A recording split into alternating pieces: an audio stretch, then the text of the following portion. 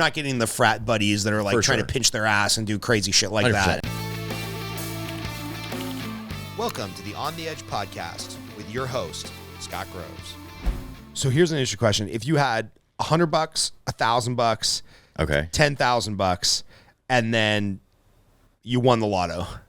Awesome question. So if I had $100, I would for sure, I would get the Cassiope that I have. Cassiope. So this one is actually really cool. So anything I buy, I try to buy something that either no one has, but not in a weird way. Yeah. Or just something special. So like the Cassiope I have is like paying respect to Chinese porcelain. So you know, like the blue and white jars and whatnot, like all of that. So it's literally like, it's not an actual porcelain dial, but the whole watch is like blue. It has like a white, like porcelain white dial with blue markers. And then on the case back, it has like this crazy design of like these Chinese dragons that is traditionally found on blue and white. So I was like, that is so cool. Like that's the perfect watch to wear to the pool. Yeah. For beach club. Yeah. Because you destroy it. Who cares? Yeah. Like get another one for it's $100. $100. Yeah. Like not bad. So that's for sure what I would do. And then, do you remember the moon swatch craze? Mm-hmm. I for sure was on that. do you have the moon swatch? I sure was on it. I bought one. Because they came out with like sun, moon. Literally all the planets. And then the sun and the moon. Yeah, yeah. They just released whatever. But it was the crazy. New moon with like the gold thing, the gold. Yeah. Because they were like a partnership with iOmega, right? With Omega, yeah. Yeah, with Omega. And then it was basically like an Omega looking watch for $200. The Speedmaster. Yeah. For their 250, which is great. I think that watch. But it was also a $250 Swatch. Well, Omega's owned by Swatch. I want to say they're owned by Swatch Group. Oh, so it's not like Omega's not an independent brand, so they kind of had like ties to it. But I think that's great because think about like now you can get a Speedmaster, which was what, $3,500, $4,000? I think they're like $6,000 if you want to get like the Speedmaster Professional. Again, I'm not an Omega guy, but again, I have respect when respect is due. The first watch to go to the moon, it beat the Daytona. It wasn't called the Daytona at the time, but I feel like Omega is one of those brands where it's like when I see their flagship watch in like an ad or something, I'm like, oh, that's so cool.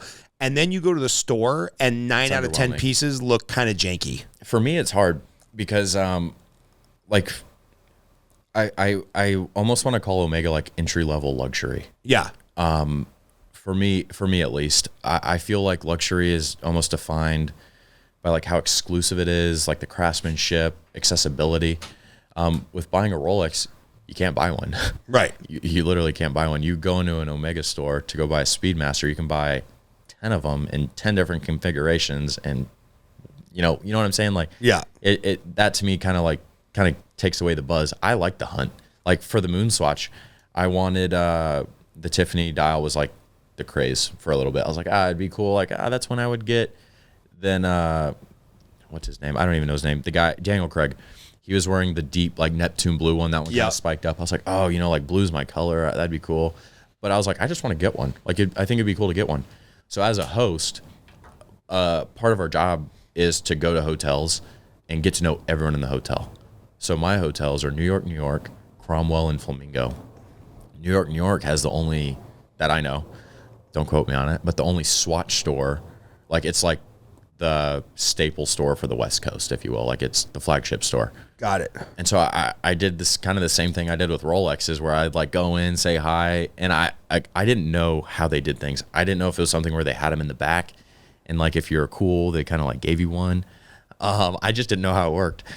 And I was like, oh, like, do you guys have any of those? And they're like, no, we don't. And I was like, oh, okay, I'll come back around. Like, oh, by the way, I'm Brandon Hann. I'm a host at Wynn Encore. Like, I do my thing, right? I come back around. I think I went like 3 times. And when I went, they finally like had them. And they just had them like on the counter, and you got to pick which one. So when I went, they had Mars, the Sun, and Uranus. Uranus is the Tiffany one. That's the one I bought. And I was like, this is sick. It's fun. It's like a toy, like a chronograph function. It's just one of my favorite things. It's literally like a toy. And if the strap was better, I'd probably wear it more. I need to buy like an aftermarket one for sure, like a rubber one. I have a rubber one for this, which is really cool. But yeah, it was fun like to hunt for it and get it. Like I waited for my watch. I didn't wait very long, but I waited for it. And Did you have to buy it secondhand or did you? Retail. Oh, nice. I bought it at Wynn. Oh, nice. And that's another thing I feel like you hear about is like bad experiences at an AD. And I feel like I've spent enough time at the AD at Wynn to like see firsthand like how people treat those people at the AD. The worst. It's terrible. The people at the AD are so nice. And like I was a nobody kid, before, whatever, going in. I literally went in and just introduced myself. Was like, oh yeah, I'm passionate about the brand. I just want to introduce myself. I'm a host here at the hotel.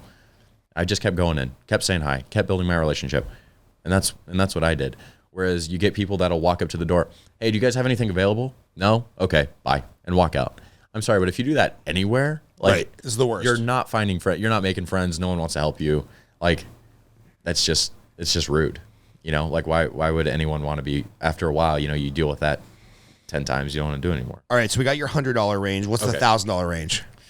$1,000 range. I feel that's the hardest one. This is a good one though. If you want to pull it up, the Hamilton khaki. That watch is so sick. For the money, what a great watch. Hamilton khaki is the brand Hamilton? The brand is Hamilton. They've been around for forever. Elvis used to wear one. I want to say it was called like the Ventura. Okay. It was the first like electric watch. So ugly, like a terrible looking shape, but Elvis wore one. But the Hamilton khaki is a really cool watch. Like for the money, it's mechanical. It's like the best field watch you could buy for the money. Interesting. All right, $10,000. Probably what you have on, right? Yeah, the sub's a good one. I would honestly say my next one is probably going to be a GMT. I'm $700 over, but for $10K, I'd probably buy a GMT. Yeah, that's probably what I get. Is it the GMT 2 is the series they're on now? The GMT Master 2, yes. Okay. But I just call it a GMT. The old one's been done for years. Since the 70s or something like that. Yeah, a long time ago. So my goal with my watch collection, at least right now, is I want to do land, air, sea. So of course for the sea, I have the sub. For the air, I was torn between the Sky Dweller and the GMT. I don't like the Sky Dweller at all. It's just not my look. It's big, but it's also the most complicated watch Rolex has ever made, which is amazing. It's an annual calendar. So that'll tell you the day, the date, and the month. How they tell you the month is if you look on the Sky Dweller dial, you'll see like a red indicator at the time, which is such a simple but ingenious way to do it, right? 12 months, 12 hours in the day. So, December being 12, the red mark would be at 12 and so on and so forth, right? Like such a cool way to do it. So that's why I always wonder on those complications when they have annual calendars, how the hell does the gearing equate for 30 versus 31 days in a month? It's pretty amazing. Gear ratio, right? Like it's pretty amazing. The only time you would have to change that watch is February to March. Yeah. That's the only time you have to change the time. Yeah. So like that's unreal. And then you have like perpetual calendars. Tell you the day, the date, the month. They'll tell you the week in the year, I want to say, and then like AP will throw in a moon face with it. So like, it's just like unreal how that's possible. I think the only time you'd have to change a perpetual calendar is if in 2100, because it's a leap year, but they're not counting it as a leap year. It's so weird, man, because I've watched, I went down this rabbit hole after I got a couple watches of like these guys that do repair jobs. They'll find a submariner at the bottom of a lake. That's been like, water flooded and everything. Exactly. Yeah. And they take it apart. And you see how many hundreds of pieces are in a watch that has maybe like one complication. For sure. And you're like, it doesn't even make a lick of sense. It does not, it makes no sense how the tension to the spring, to the rod, to the blah, blah, blah, blah, blah. Yeah. I'm like, how does any of this stuff work? Yeah. And what's more interesting to me is how do they machine this stuff prior to computers? It's crazy. Because like some of the like the tension rods and stuff that have to be within X millimeter of like their spec, they were making this stuff by like hand and lathe or like a lathe type machine, a very small one, obviously, but I don't know I don't know how they made them, but it just doesn't make any sense to me whatsoever. No, it's really a work of art, and it's why I think I've fallen like head over heels for it.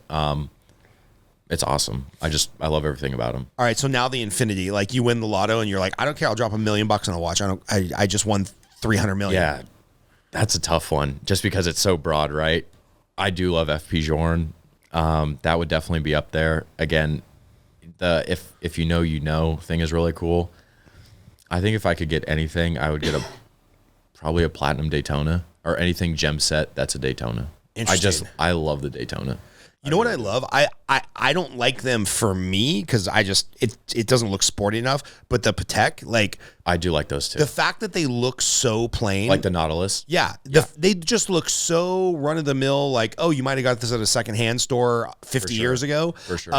But like people that know, they really know. For sure. Like again, the Nautilus is unreal. And let's talk about the Nautilus and the Royal Oak. Like those are Gerald Genta designs. I don't know who that is. So Gerald Genta is basically the person who saved the Swiss watch market. What happened was in the 70s is, again, the time frame is whatever. Gerald Genta designed these in the 70s. He designed the Royal Oak, the Nautilus, and then the Ingenieur by IWC, which is another watch brand. Yeah. I have an IWC that I love. So cool. Yeah. Like their watches are sick. They just brought out a new Ingenieur.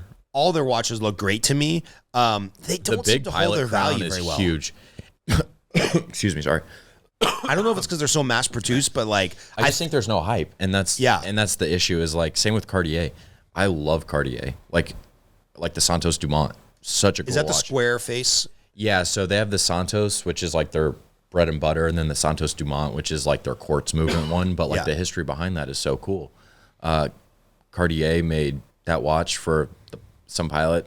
His name was something. I don't know. I don't remember. I think it's something Dumont. Anyways, regardless, like the history behind it is so cool. And if you're like a big Cartier fan, like that's like something really cool you can grab onto. Yeah. I've got a buddy that's had probably for 25, 30 years. He used to be Nancy Reagan's personal shopper at Blooming Deals. So the guy's like got like just style sense for days, right? Sure. And he has these crazy stories of like, oh yeah, you know, we're closing down the mall or we're closing down the store hour early because Secret Service is going to be here with Nancy shopping. And then he's got a couple funny stories about calling her to let her know a bunch of stuff in. And like Ronald Reagan just answers the phone and he's like, hello. He's like, that's really cool. Mr. President. He's like, no, you can just call me Ronnie. And he's like, well, I got your wife's dress here. Can I talk to her, please? It's super cool. But he's had this beautiful square Cartier and he wore it every day. Dress up, jeans, whatever. It's a great watch. Yeah, I like the Santos a lot, and it's a great watch. But back to Gerald Genta. So what was basically happening is the Japanese were doing quartz watches, and like which basically just means battery powered. Yeah. And then there was a quartz crisis, and the Japanese were doing better with the watch market than the Swiss were, and this, that, and the other. And basically, Gerald Genta came out with these crazy designs, brought like a sport luxury line, if you will, and basically saved the Swiss watch market. Yeah. So like just an icon. What's your favorite IWC? Because I have the new Ingenieur is unreal. It's like I probably got it like 6-7 years ago. It's not the one with the giant crown, but it's the big pilot. Yeah, that's like I have the small pilot. Yeah. The big pilot. Again, the crown is so big, and I've heard it's really uncomfortable. Yeah. I've never tried one on. Doesn't look good at all to me. It's like a little too much. Another brand that I really like is JLC, Jaeger LeCoultre, whatever, you know, something like that. And like the Reverso, made for polo players. What a cool story. But like being able to flip it and having a duo face and a watch that's $11,000. I think they're 14 now. I don't know. But like so cool, like stuff like that. And like no one knows what that is. Yeah. And like the average person is going to look at that and they're going to be like, that's not a Rolex. That's nothing. Right. But like someone that actually knows, like to see a JLC, like a Reverso in person, that's so cool. So. If you had the unlimited funds, are there any of the basically antique Rolexes that you would get? You know, there are always these stories of ones that were owned by so-and-so. Like and Paul Newman Daytona that sold for $17.8 million. Like, that's crazy. Because that was like one of two that they made for that specific purpose, right? Yeah. I'm a sucker for like gem set vintage, like just gem set in general by Rolex, especially in a Daytona. Like have you seen Houdinki's Talking Watches? No. You should check that out. It's like an interview with John Mayer, and I don't know the host, his name, but it's the second one they do. And John Mayer brings out these two vintage Daytonas, and it was like basically the first rainbow Daytonas. They were like nice, way before their time. And they're beautiful, like just crazy. But yeah, I don't know. Vintage is something that I still like need a lot to get into. My favorite vintage Daytona is the 6265. My buddy has a Daytona. He does quite well. He's an investment banker, does like mergers and acquisitions between like Singapore companies and the rest of the world. And he has a beautiful watch collection, and he collects them for all the right reasons. And he's got like a GMT that he doesn't really love, but he's like, this is the most important watch I have, because after I bought this and they realized I was buying just for the passion, then they said he was at a place in like Hong Kong or something. And then they're like, hey, let's take you in the back. He's like, the back? There doesn't appear to be a back room here. They're like, oh, there's a back room. And then they just had Daytona, like all the fancy stuff, for sure. that they're not going to put on the showroom because they want to sell it to like their clientele. Yeah, for sure.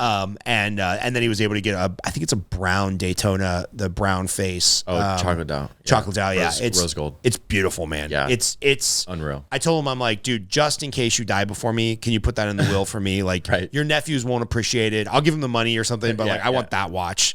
Unreal. It's a pretty sick watch. How much does this conversation stuff play into your job of selling tables, right? Because I got to imagine some guys are just super fratty. They're like, hey, we want to spend money, pop bottles, get the girls. What percentage of people are like the frat boy bottle poppers just trying to get a hot chick on the dance floor versus like older, a little bit more affluent? I feel like Wynn clientele to begin with is not so much the frat boys popping off. I feel like our minimums start at something already that's pretty high. Right. To the point where like, I feel like if you're a frat guy that's just trying to flex and like be that guy, right, you're going to go somewhere that's cheaper, not great talent, and bottles. You don't have to throw any other club under the bus, but like other tables at other clubs that are less prestigious than the Wynn, for sure, $1,000 or something like that. Pricing is just different. Like if you compare dance floor table pricing to our dance floor table pricing, there's a clear difference. Yeah. By like half, a third, a tenth.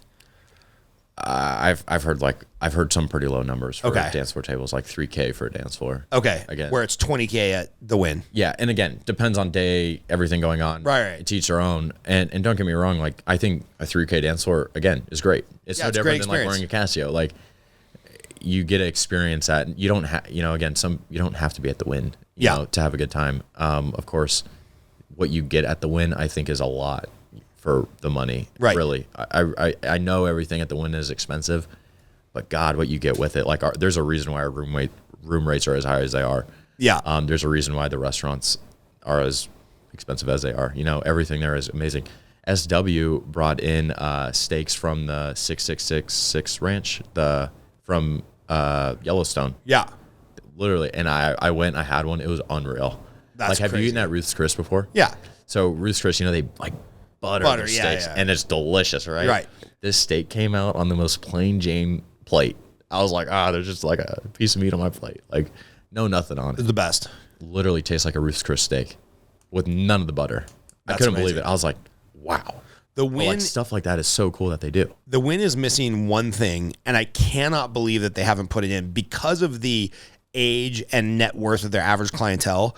Why they don't have a cigar lounge is beyond me. Like, I hate that I've got to go over to Caesars, which, again, is one of those properties, which is fine if that's where you're staying, but it's like, it just feels like everything needs a power washing. But they got two cigar lounges between the Monte Cristo and the other one that's down by the corner, Arturo Fuentes. And it's great. I love going over there for the cigar, but I'm never going to go over there for like cigar, dinner, club, show, whatever. For sure. It's like, why does the Wynn not have a cigar lounge out there by, like, you know, where the golf bar is or whatnot? Something along those lines. Something. No, I agree. If you can put that into management, I would really appreciate it. Put it in the cigar lounge. Yeah. No, that would be cool. I do like that the 8 Lounge is now right across the street at the Resort Worlds, so that helps.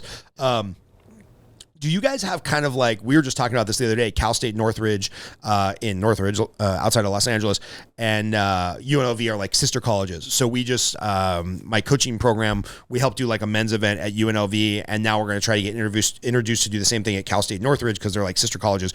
Do you guys have like reciprocal relationships where if somebody calls you and they're like, hey man, I only got $2,000 to spend, Brandon, do you have somebody in another club you can refer them to and vice versa? For sure. Oh, okay. Yeah, so I feel like, do you guys have like a little huge, though, like Telegram thread of like all the hosts in town? Yeah, so I mean, I feel like that's part of our job is like obviously knowing as many people as possible. But yeah, I for sure work with people at Zook, and I work with people at Tao Group and people at Dre's. And if I have someone that's what they're looking for, right? it's almost like Miracle on 34th Street, like Gimbals and Macy's, or they're like, oh, Gimbals has it, whatever. Right. No, but like that's what it's about, and that's relationship That's an obscure reference for somebody your age. That's a great reference. Because I gotta think you're like 20 years younger than me, and a reference from Macy's versus Gimbals from Miracle on 34th Street. That's a good one, man. My mom that's brought good me up with that. There you go. No, I love that, man. But no, and that's honest to God how it is, And again, Beach Club, unreal place, but like going to the same place 3 times, like in the same weekend. Again, some people, that's what they look for, is that extreme luxury, that extreme experience. Some people, and that's like what people are paying for. Whereas I feel like some people are going for talent and they want to see someone different. Yeah, you guys can't have everybody, right? Yeah, and so like Zook has great talent, and good for good on them for that. So again, I'll say it for you because I believe this wholeheartedly. I think Wynn, Encore, Beach Club, XS, I think they are the best. But if you were going to party somewhere else because you were just burnt out on the Wynn for whatever reason or just wanted to get off property, although there were like 4-day weekends where we'd show up, especially when we were all playing poker, where we'd show up like Friday morning at 10 a.m. and just not leave the property till Tuesday morning at 5 a.m. when we had to drive home to get to work. So where else would you go club-wise if you were going to like cross-refer somebody? Yeah, of course. I really do like Zook and AU. Where's Zook? IU. So Zook is at Resorts World. Oh, okay. Both of those are. If I were to go anywhere else, that's probably where I'd go. It's new. Their talent's great. And the people over there are really good. One of my good friends is a host over there, Alex Trillo. He's a great guy. Chris, you're gonna have to look this up. See if any of this stuff is public knowledge, like, or if there was a public press announcement. I'd love to hear, like, what did the Chainsmokers or Marshmello or whatever get paid a year to be the resident? Because that I don't know. There is a DJ in town where I happen to know what he got paid for a year's residency, but I can't say how or I can't say what it is. But I would be interested if any of this stuff is like public knowledge, or if there's a press release like the Wynn just spent $32 million to drop all this talent. Da, da, da, da, da, da. So maybe Chris is a good internet sleuth. He might be able to find that. What else about your job are you loving, and what parts are you like, I could really do without? Oh, here we go. I think Chris has got some info. Just like that. Well, I just found a random article that says Tiesto and Zed they're going to Fontainebleau. Make $250,000 per performance at Resorts World. Fuck. I also heard that they're looking to be leaving pretty soon. $250,000 a show? And that's for an average set time of 2 hours. And they're probably playing there 50 times a year if they're the resident DJ. Oh, for sure. So, what is it? How much is that? Although I vaguely recall when Resorts World opened that like they were massively overpaying purely just to get the best talent. Yeah. But you know what's funny is my uncle who works here, or he's retired now, he worked in marketing forever. And he talked about like how old school most of the marketing people are at these places where they're like buying taxi cab ads and stuff like that. And Resort Worlds apparently has like a real old school marketer that like just doesn't believe in online marketing. It's like, no, that's where all your clients are. Like they signed Miley Cyrus to some absurd dollar figure to play the opening weekend here. And then they kind of forgot to put in her contract that, oh yeah, we need you to have like 10 sponsored posts on your Instagram, which has like 30 million followers or something. So they're just like, the Resort Worlds lost so much good PR. They paid for the talent, but like didn't go the next step with the social media marketing. And I'm like, what a misfire, bro.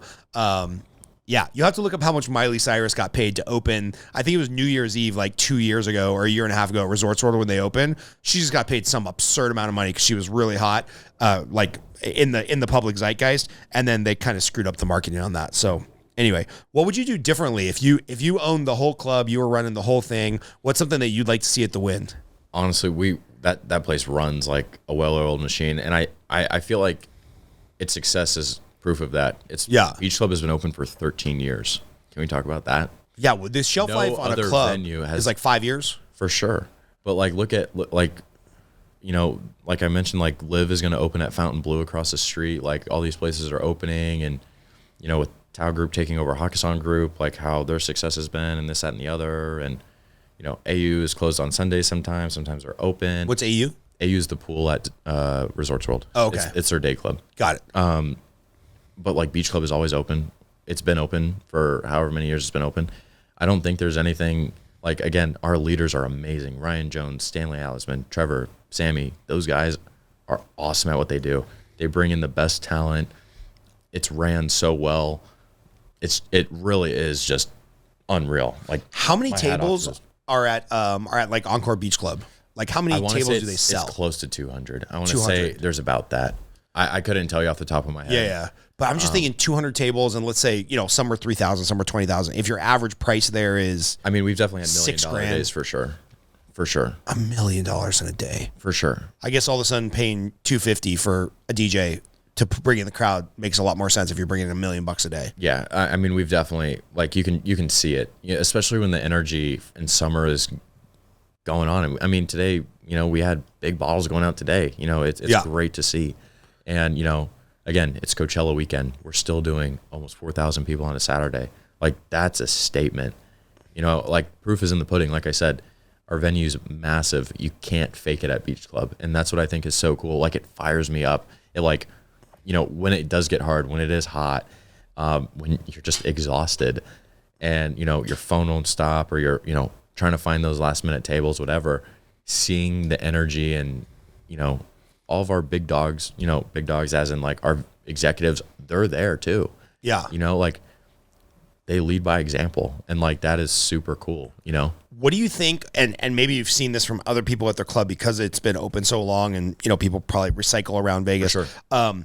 What do you think the shelf life is for the average host, or maybe just for you specifically, where, from now until like Labor Day, it's got to be a grind. Like you said, you're not getting a lot of sleep. Yeah. You seem like pretty straight-laced guy, and you said that's one of the reasons you can probably exist. I'm sure they're still like taking a drink with your clients, blah, blah, blah, blah, blah. For sure. Once you have a family, like, is this sustainable, or what do you see from the other hosts? Like, is it like, hey, make as much money as possible in 5 years and be out, or I mean, do this for 10 years and then try to move up the corporate ladder? Like, what do you think the shelf life is for a host? So, I mean, again, the turnover rate is big. And for a lot of reasons, one, it's a really hard job. I don't think by any means it's easy.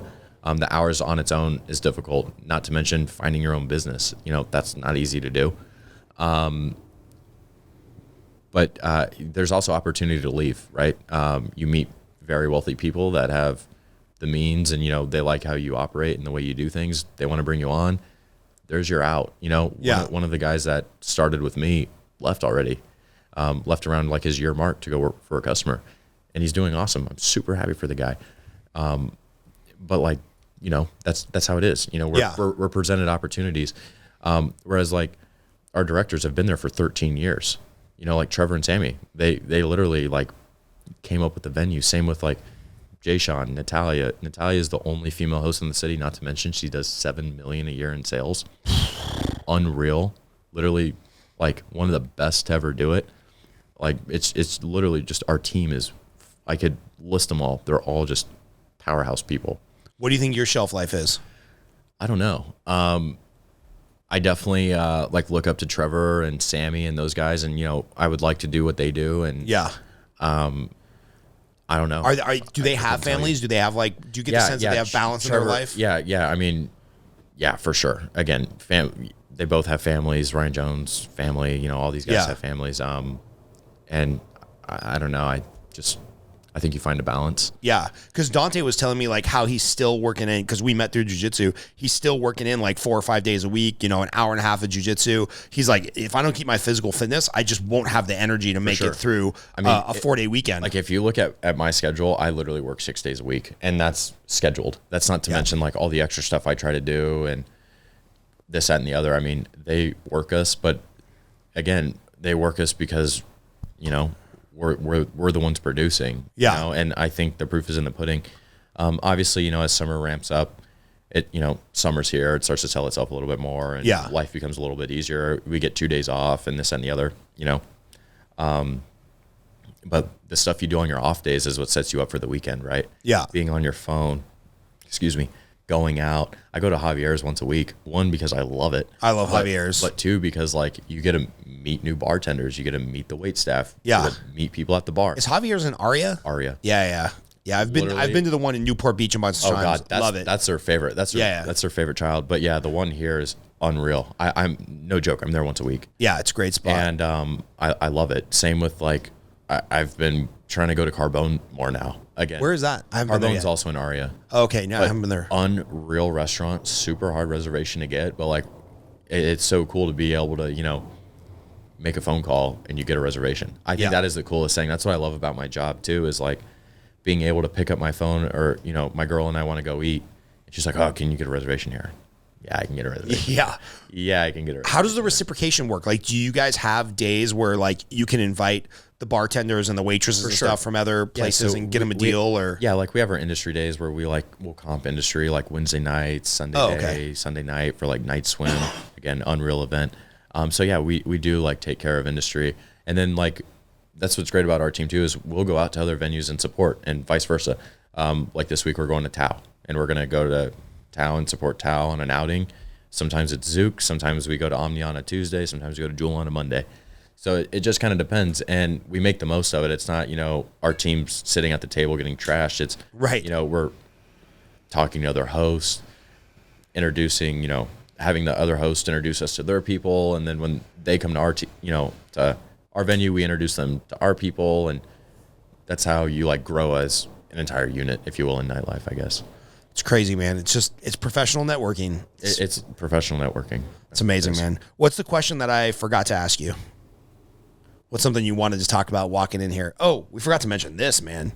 Oh, yeah. For those that are listening, El Tesoro is this Reposado tequila that Chris and I are going to dig into after you leave.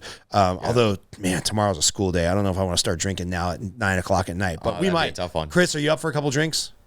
He'll say yes by the time you leave. Thank you for bringing this, by the way. Yeah, of course. What's the story with this? Because this is, you said this is new to you guys. Yeah, I just want to, I want to say they're one of the bottles that Wynn. I knew they were. I just picked it up. Figured it'd be a nice, like, thank you for having me gift. Yeah, appreciate it. I just stopped at Smith's, grabbed myself a nice little lemonade over here. Quality. Nice. Southern peach, solid.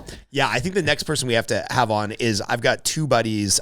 They are actually the mothers of children that do jiu-jitsu with our kids. Oh, cool. One is a waitress at Encore Beach Club, and one is a waitress at Tao. I'll tell you when we get off the air. Okay.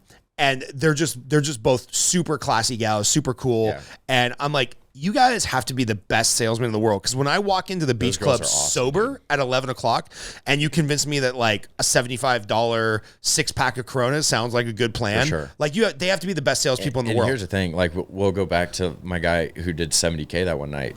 He was on, I want to say it was like a 3K table. I figured, I was like, maybe he'll do like 16. That sounds about right. I feel like guys don't understand champagne. I sure the hell don't. Yeah, no, I can't do it. I couldn't tell you the first thing about it. Also makes me so sick. Yeah, I mean, but like for these girls to bring out like a 3-liter Dom Rosé went out, and I want to say it's like 21,000 for that at XS. But like, how are you selling? Like, that's crazy. That's next level. Like, to be able to have that ability and like to bring a tab from something very low to something extremely high. You know, those girls, they're hustlers. Awesome. They're awesome. They know killing it. Yeah, I mean, they're great at what they do.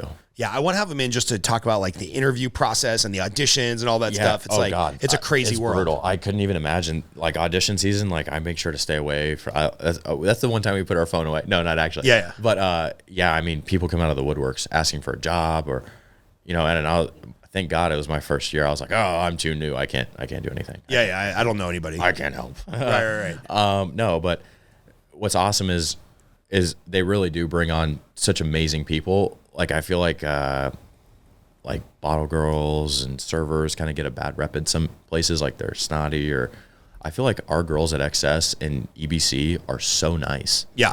Like, super cool. Yeah. Like you said, some of them are moms, and they're awesome. Like, they're just the coolest people. Well, they're the best club, probably with the most polite, highest spending clientele. For sure. Like, you're not getting the frat buddies that are like trying to pinch their ass and do crazy shit like 100%. that. And like trying to split the bill a bunch of ways and this, that, and the other. Yeah. But like, and yeah, that obviously helps. But like, again, you have to be a good, genuine person and like be like that in the first place. Yeah. You know, and a lot of them have become personal friends of mine, and you know, they're super cool, and that helps, is like everyone being pleasant, you know. Yeah, makes a big difference. All right, last two questions. I always like to finish on this. We're filming this in April of 2023. This will come out probably during the summer or so, because we're a bit ahead of schedule, which is nice. I'm happy to say that now. What's the thing you're looking most forward to? And then what's your favorite movie and why? Oh, that's tough. The movie one's tough. My director's a big movie guy. Can probably quote every movie ever made. He's that guy. He's awesome. for that, but he'll like bust out a line from a movie. He'll be like, what movie? No idea, bro. Right. Back to what I'm looking forward to, just growth this year. XS Night Swim is probably my favorite event we have going. Do you guys do that every year? Yes. Or sorry, every night? No, so that'll only be Sunday night at XS. We start that May 7th this year. Nice. And it's such an awesome event. It's so cool. You know, we have the fire effects and everything. I don't know if you've been. If No. you haven't, you're for sure going to experience it this year. It's unreal. Like the pool, the whole vibe is awesome. They turn the stage around. The DJ's facing outside. Our venue's split in half. Have you been to XS? Yeah. Okay, so you know how it's split Can't in say I half. remember it, though. That means you did it right. Yeah. So yeah, the DJ booth spins around. It's facing outside. You know, we have the fire going. Mellow performing on a Sunday night when like the people like when I mean the people like the people of the city are there. Like Yeah. it's such a cool vibe. Nice. I love XS Night Swim. I'm really looking forward to just like getting another year under my belt, building more relationships with people, getting to know more people, doing more things like this. Hopefully, doing this more. Yeah. And that's what I'm looking forward to the most this year. What about the personal front? You gonna buy another watch? Maybe this year. I would like to get another one this year by the end of the year for sure. Nice. What's on the radar? I want to get a GMT this year. GMT. Yeah. I don't like the new Daytona. And it's a bummer. When not to make this any longer, but No, we're good. We're good. God, when Watches and Wonders happened, I was the guy that stayed up. Like I knew I needed the sleep, and I was like, I'm staying up to make sure I don't miss this. And I literally like borderline was like, damn. Like, What a waste. I should have slept. I was so bummed. I mean, did you see the new GMT with the black and then the dark gray bezel? No, I'm gonna have to look at it. Full yellow gold, unreal. Like the new releases are unreal. But then like they released the Daytona for its anniversary, and I was like, oh no. They like changed the case. I feel like what I liked about the 116-500, which is the outgoing model, is like how the case was curved and it was like just beautiful, right? Like the new one, the 126-500 line, it's like very square, like a Yes, sub. I have seen it. And I was like, damn. And then they put like the aluminum ring around the bezel, and I get it because they're like going for the 6.2, 6.3 look. Retro look, yeah. Yeah. And then they made the subdial smaller, which is to go off the Zenith look, which is like from 99, 2000 era, which is a cool watch, but like not on the new one. Yeah. And have you seen like the memes where it's like the panda with the eyes and then Yeah. the panda with like no Square, eye? yeah. And I'm like, oh God. I was super bummed, and like I still am bummed because like the 116 like line is for gorgeous. 116-500. It's like by far my favorite. Like Yeah. it's almost something where I'd be willing to spend more money, not on a steel watch, but on a gold watch, to own one of those. Just because like you can't buy them now. Like Right. they discontinued them.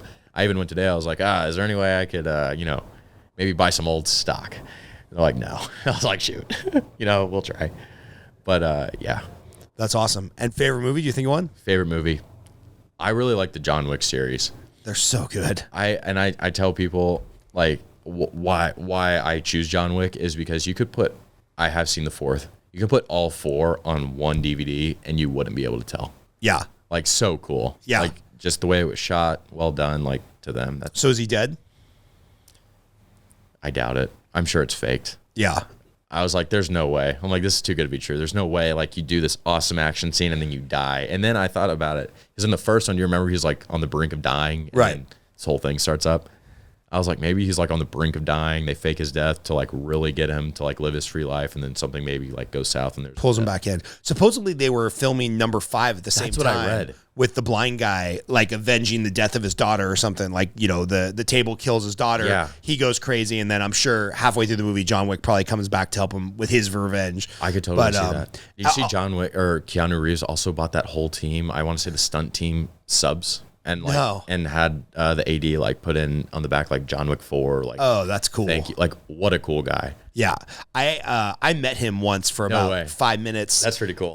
He pulled up on his Harley at an open house I was going to meet some realtors just to like network with realtors. Yeah. And he pulled up on his Harley and like it was like straight out of a movie, bro. He's He a big motorcycle guy took too. off his helmet and like swooshed his hair back, and I was like, it was like slow mo, like That's out of an super cool. 80s romantic comedy. I'm like, oh, you're Keanu Reeves. He's like, yes, I am Keanu Reeves. And I'm like, hey, really nice to meet you, man. And then we just ended up walking through the house together. He was looking to buy a house for like his niece or something like that. So cool. And yeah, he's just out, no agent, no security, just like chill dude, driving around the Hollywood Hills on his Harley. Actually, it's not Harley. I think it's the company that he owns now. Arc, yeah. Such a cool bike, by the way. Yeah, his bikes are sick. I was into bikes too before I was in all this. And it didn't end well. I don't have a bike anymore. But yeah, at least you're still walking. I'm still walking. Yeah, I got hit by a car doing 100. And I went flying 100 yards. I was left in the street. You're really lucky you're alive. Oh, yeah, bro. like really lucky. Like I was like bleeding out in the street. A landscaper picked me up and like dumped me in my driveway. My mom found me in the driveway. It was in UMC. UMC, by the way, is like the most amazing facility. I was there for 2 months, so I can attest to this. Where's UMC? It's like, I don't even know. Is it here in? UMC in Vegas. Okay, yeah, okay. I was in the burn unit, and like, God, what a brutal place to be. So for 2 months, you were recovering from the motorcycle accident? I had like 5 surgeries on my knee. I wear pants the entire pool season. My leg's like not chewed up, but I have like a crazy scar on my knee, and everyone's like, oh, wear shorts. I'm like, no, I'm not there yet. Yeah. But yeah, the bike accident was crazy. It's a good story. It was sick. Yeah, I bought a Ducati. It was awesome. I bought the Monster Plus, and I loved it. Like, for me, I bought it right after my dad died because I grew up in the dirt, like riding motocross. And, yeah. Like, do you ride bikes? I used to. So you know, like, riding a bike is the most unreal. Yeah, it's the most fun you have with your clothes on. Like, yeah, 100%. I love that. Great analogy. But yeah, just unreal. Like, you don't think about anything. You just kind of enjoy it, whatever. And like, I knew my abilities, and again, I feel like I'm a very like, I know what I'm capable of doing, what I'm not capable of doing, and I don't push that boundary. And it's so unfortunate, you know. Somebody pull out in front of you or something? I got hit from behind. I was literally cruising, and I got like smacked from behind. You're doing 100 and somebody hit you from behind? No, I wasn't doing 100. Oh. Someone, they predict that the individual was doing about 100. And so then I went backwards. I don't know what, to be honest. Yeah, you just woke up in the burn unit. I literally don't remember what happened. Yeah, I remember. They took off, obviously? Yeah, they didn't stay. I remember waking up and I was still sliding. And then like I like wakeboard and wake surf and do all that. So I was like, all right, I'm on my ass sliding. This is kind of like I'm on a wakeboard. I'm going to try and stand up. So I tried to stand up and run it out. I don't know how fast I was going, but I literally stood up, smacked. I had a helmet on, thank God. Or otherwise it would have been game over. Because I like hit my head, knocked out, woke up. When I stood up to try and run it out, I couldn't go that fast, obviously. And I tripped up and smacked my face and knocked myself out again. God damn. And then I remember waking up and standing the bike back up. And then I remember waking up in my driveway. And then I remember waking up and like. How did you get to your driveway? A gardener picked me up. And just looked at your ID or something? Yeah, I'm assuming like took my wallet. I mean, I still had like everything, but like, yeah, looked at my ID, dropped me off in my driveway. He didn't think to just take you to the hospital? No idea. I wish. I wish I would have gone to the hospital like immediately. But yeah, originally I started out. I never remember the name of the hospital off the top of my head. But then their sister is Sunrise. I went to Sunrise and it was like the worst experience I've ever had. Like I was laying like in a bed, like in the hospital with for like 10 hours. I was just laying there. No one was helping me, no nothing. They're like, oh yeah, we're gonna discharge you. And I was like, what? I was like, I'm not well. And so then I like started getting sick because I had a crazy concussion. And they're like, we're gonna keep you for the concussion. I was like, for sure. I was like, well, like you can kind of see like my arms tore up, my shoulders tore up, and then my knee. And so they literally released me. I went home and I was like, I am not doing well. Well, my mom was in the legal department for Hakkasan Group, and it was Hakkasan Group, and had known through the tree somehow one of the managing, like higher up managers of UMC. And this lady came to my house to like look at me, and she's like, wow. She's like, you need to go to the hospital. And I was like, yeah, but like, I'd like to stay the night here, maybe see how I'm doing. If I can avoid the hospital, I'd like to avoid it. After the collarbone injury, like I don't do well with needles. I have pretty good veins, and like I got poked like 8 times trying to, for the one surgery. I was like, this is crazy. She's like, your veins keep rolling. I'm like, it doesn't take 8 times. They're right there. So I just don't do needles. So I was like, if I can avoid it, I'm going to avoid it. And by the morning I was in such bad shape. I literally went, but it was like the red carpet was rolled out for me. I texted her. I was like, yeah, I'm coming in. I'm tore up. And like literally within 15 minutes, I was going into my first surgery. So they went from discharging you at the hospital saying you'll be fine to you stayed in a hospital for almost 2 months. Yeah. And let me tell you, it was brutal. So yeah, Sunrise released Holy me shit. and then the manager of UMC came to my place and then I went to UMC and I was literally there for a long time and it was brutal. I mean, like, I think the worst part is the bandage changes. Like that is the worst because like everything kind of like sticks and then you're pulling and yeah, no, it was terrible. 10 out of 10 do not recommend. Oh. It was tough. And like, again, I'm also the guy that like likes to push too, like to an extent. Whereas like they're like, oh yeah, you're not walking for a while. I was like, oh, I'm walking. Yeah. Because like every morning they give me a shot in my stomach for like blood clot because they're like, oh, you're not moving. Like we don't want the blood to sit. I don't know. I couldn't tell you. And so then I started like getting out of bed and like walking around the room because I was like, oh, I don't want to get the shot in the morning anymore. Like that sucks. And so they're like, yeah, we really prefer you not do that. I was like, I don't want to get the shot in the morning. Like it's fine. I can like putt around. It's no big deal. So yeah, just walking around, my butt's out, whatever, just, making it happen. And so it was good, it was crazy. That's nuts, man. Ironically, when I was living with Chris's older brother and a couple other firemen, we got way into bikes, and it's right when 4-strokes got really popular and powerful. So I had like a YZ, a Yamaha, like 250 or 450 4-stroke or something like that. So much fun. So fun. Like so much fun. And we were going out to the desert all the time and riding. And then one night we got home, we were cleaning the bikes. I'm sure I had a couple drinks, although probably wouldn't tell that to police. And one of my buddies who was there had a CBR 600 RR, like just not something crazy like a Ducati, like set up as a race motorcycle. And I'm like, oh, I'm feeling pretty good on a motorcycle. Let me just take this for a quick loop, right? And I remember I went out of our townhouse complex, out the Guardy Gate on Glen Oaks Boulevard, which is like a pretty long open highway. And by second or third gear, I was going 100 miles an hour. For sure. And I looked down and I'm like, I don't know what the fuck I'm doing. I hope to God the brakes are in the same place as on my dirt bike. I didn't know. I was like, maybe street bike has it on a different place or something. I turned around, I went home, I got off the bike, and I'm like, I have zero self-control as a human being. I will 100% die on this motorcycle if I get on motorcycles. Never got on a bike again. I sold the dirt bike. I never got on a street bike again. And like to this day, even when I ride a bicycle, I'm like, I should probably just stay on the sidewalk because I went to Yosemite myself. And I was trying to ride a bike up there, and it was hard for me. I was like, even like throwing my leg over something, it was like, it's like PTSD, right? Yeah. And then I had the smart idea. I was like, I'm gonna get over this real quick. So before I went to Yosemite to ride a bicycle, I went to a motorcycle shop just to sit on one. And that was a trip. I was like, this is a bad idea.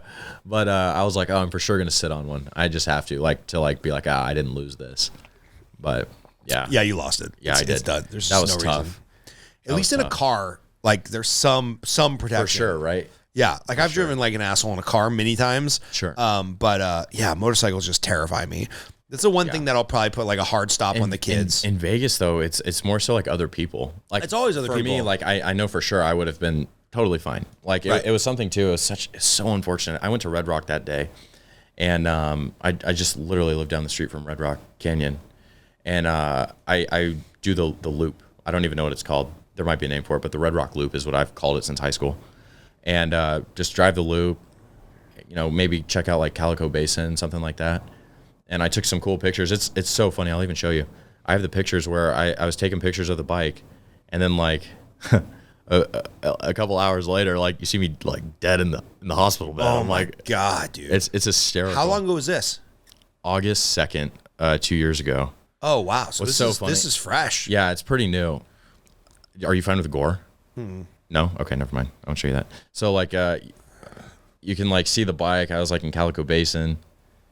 Super sick, right? Great bike. So sick. Rode great. And then, so like I took this photo, and then there's me. Oh. Like just like out. Dude, you're like bleeding out of the abdomen. Yeah, like so I have a crazy scar on my side. My arm. This arm's like not so tore up, but yeah, I was tore up. Dude, like no, like go back to that. Like the internal side of your left abdomen is like bleeding. Yeah, like it was no joke. Like I was very lucky. Oh. And like my leg is like the photos of my leg are crazy. Oh man! But yeah, it was a long. Did you sue Sunrise for dismissing you? Honest to God, I didn't do anything like that. I do have a good attorney, but I haven't even brought it up to his whatever, just his attention. It's I don't know. And then What a what's trip, so man. funny is, so I got in that accident August 2nd. It's not funny, but I mean, this is my humor. Yeah. August 12th, this past year, I got in a car accident. Someone rear-ended me on the 215, like how you get on the 15, that little swoop. Someone rear-ended me on the 12th. And so I text my director and I was like, hey, can I have the 22nd of August off? Like, I'm going to go lock myself in my room, like bore at myself. He's like, approved. That's literally all he said, approved. I was like, this is so funny. So yeah, August wasn't my month. And then I got my watch August 29th last year. All right. So that's going to break like, the bad streak. Yeah, it broke my bad August streak. Thank Yeah. God. Next August, maybe just like take a vacation, lay low, or get a hotel room at the Wynn for the whole month where you just stay there. At the Wynn that weekend for sure. Yeah, that's awesome, man. Well, hey, after the summer, after you're done working 90 hours a week, we'll have you back on and recap how the summer went, how many people. Maybe you got a crazy story about somebody dropping $200,000 and you buy your new watch. But man, I really appreciate you being on. No, thank you so much for having me. This was really fun. I really had a good time. And when I'm ready to buy a watch, I'm gonna hit you up. Do it. All right, man. Talk soon. Thank you so much. Bye.